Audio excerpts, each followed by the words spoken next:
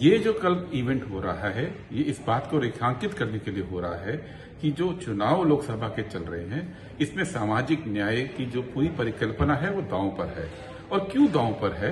क्योंकि इस वक्त चुनाव कांग्रेस के विजन का और आरएसएस के विजन के बीच में है। कांग्रेस का विजन 1931 में साफ हो गया था, जब कराची का हमारा प्रस्ताव पेश हुआ था। तब गांधी जी और नेहरू जी ने पहली बार बात की कि आजाद भारत के अंदर हर व्यक्ति को बराबर के अधिकार होंगे और उन अधिकारों की रक्षा के लिए हर व्यक्ति के पास एक वोट होगा। उस वक्त तक पूरी दुनिया में कॉमन फ्रेंचाइज, जनरल फ्रेंचाइज की बात नहीं थी, वोट शर्त के साथ मिलता था। और ये बात को 1950 में कांग्रेस ने लागू किया, जब कहा कि फंडामेंटल राइट्स सबके होंगे, जब कहा कि बोलने की आजादी होगी, जब कहा कि प्रोटेस्ट करने की आजादी होगी और आरक्षण की व्यवस्था होगी, ताकि जो अधिकार बराबरी का मिला है उस अधिकार को जमीन पे उतारा जा सके। उसी पीरियड में 1925 से लेकर 50 के बीच में आरएसएस ने कभी भी ये बात नहीं कही थी कि लोगों को बराबर के अधिकार होने चाहिए। वो ये इस फिलॉसफी में यकीन नहीं करते थे।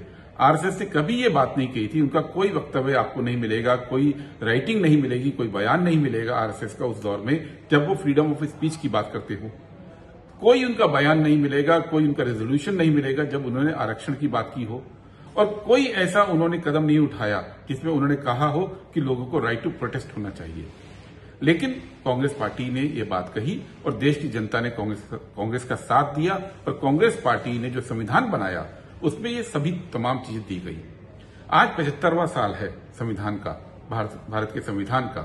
75 साल बाद आज आरएसएस और बीजेपी मजबूत हैं और वो कोशिश कर रहे हैं कि उन मूल्यों को, जो कांग्रेस पार्टी की मूल्यों से जुड़ी व्यवस्थाएं हैं, उसको कमजोर किया जाए। आज आप आरएसएस के किसी समर्थक से बात कीजिए, उनके मन में ये विश्वास है कि आरएसएस आने वाले दिनों में कभी न कभी आरक्षण खत्म करेगी।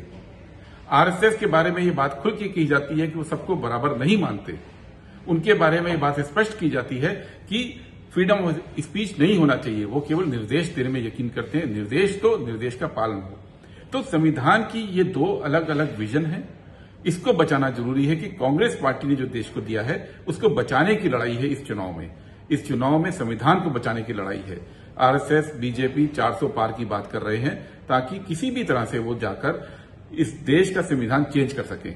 और इसको रोकने के लिए उन तमाम लोगों को इकट्ठा होने की जरूरत है जो संविधान में विश्वास करते हैं और जो मानते हैं कि ये देश सबका है, इस देश में बराबरी होनी चाहिए, आजादी होनी चाहिए बोलने की, और इस देश में आरक्षण की व्यवस्था बरकरार रहनी चाहिए। ये चुनाव उनका है। इस बात को कहने के लिए, इस बात में आपकी राय सुनने के लिए कल का ये कार्यक्रम किया जा रहा है।